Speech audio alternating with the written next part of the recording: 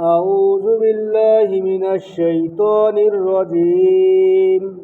بسم الله الرحمن الرحيم. فاذكروني أذكركم واشكروا لي ولا تكفرون. يا أيها الذين آمنوا استعينوا بالصبر والصلاة إن الله مع الصابرين. ولا تقولوا لمن يقتل في سبيل الله أموات بل أحياء ولكن لا تشعرون.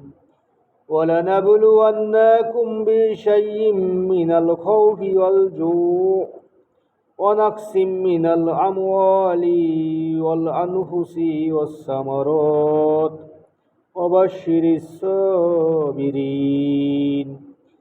الذين إذا أصابتهم مصيبات قالوا إنا لله وإنا إليه راجعون. أولئك عليهم صلوات من ربهم ورحمة وأولئك هم المهتدون.